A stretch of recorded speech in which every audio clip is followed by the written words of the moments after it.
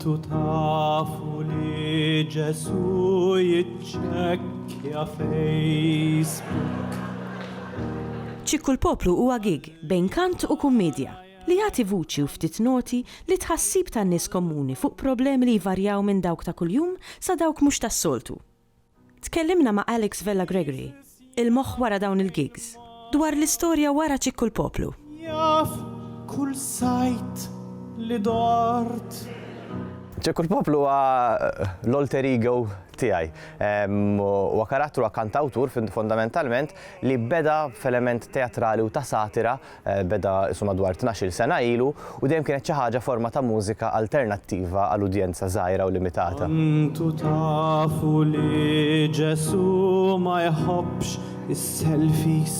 Kien hemm grupp bib tiegħi jisimhom Hunter's Palace li jridu jtellgħu gig u talbuni xi ħaġa għal qabel huma idoqqu. U kont nix dal-konċett ta' dal-karattru li huwa satiriku bil-Malti li għandu għal kollox u għal kulħadd. U minn hemmhekk beda ċikku l-poplu. U mbagħad minn hemm ċikku l-poplu għadda l-serje ta' rappreżentazzjoni teatrali taħt forma ta' burlesk u teatru alternattiv fejn dan kien l-idea kienet xi ħaġa irreverenti ħafna pjuttost xejn imqarba kultant ukoll biex propju jwassal ċertu messaġġi. U ċikku l-poplu baqa' għaddej fuq dawk il-linji.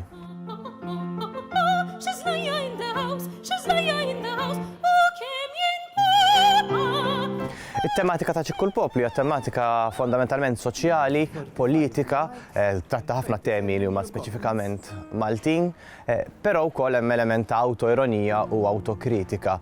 Ġeneralment ix-xogħol ta' ċikku l-poplu jinkiteb ħafna għall-mument, ġifieri ġeneralment għal xi kwistjoni u hemm insertajt li għandi xi forma ta' rappreżentazzjoni, it-tematika tkun dik.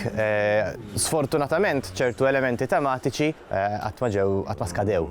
Pereżempju affarijiet li ma tematiċi fuq faqar soċjali, tematika fuq l-ambjent pereżempju. Dawk li tieħu meta ammak mhux Il-proċess ta' ċikku l-poplu huwa wieħed li m'għandux forma, għal kuntrarju għax-xogħol ieħor iktar serju li nagħmel fil-kamp tal-mużika klassika fejn hemm element ħafna iktar ippjanat, ċikku l-poplu tendenzjalment hu iktar spontanju. Kanzunetta tista' tibda b'melodija, b'idea, b'ritornell, ħafna drabi niktibhom it-tnejn kważi f'daqqa. Rari kolli sitwazzjonijiet fejn għandi xi ħaġa l-kliem ġa lest u ma nagħmel il-mużika jew bil-kontra. U apparti mill-karattru ta' ċikku l-poplu, xi ħaġa li mhijiex daqshekk forsi akkurata. Hemm is-sena, hemm il-ħsieb warajha, imma mhuwiex b'mod ippreżentat b'mod ta' bħalma nippreżentaw mużika klassika, imma xi ħaġa iktar aċċessibbli u xi ħaġa iktar fl-aħħar mill-aħħar tad-daħal.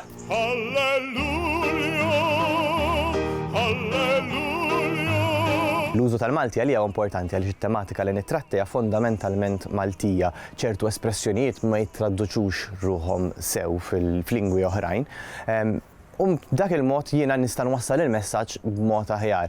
Hija ovvjament hija xi ħaġa li hija diretta lejn nies li jew huma Maltin jew tal-inqas għandhom esperjenza tal-kultura Maltija b'mod approfondit. Ħadd ieħor tixtrih u ħadna flus u morna lura d-dar. Il-karattru ta' ċikku l-poplu wkoll żviluppa, jista' jkun l-età, jista' jkun iċ-ċirkustanzi, però xi ftit jew is-serja daqsxejn iktar u hemm mumenti fejn ċikku l-poplu jkun serju ħafna. Xorta jibqa' l-prinċipju li jgħaddi żmien b'kulħadd u l-prinċipju li nattakka mhuwiex il-persuna, l-individwu, iżda it-tematika, is-sitwazzjoni.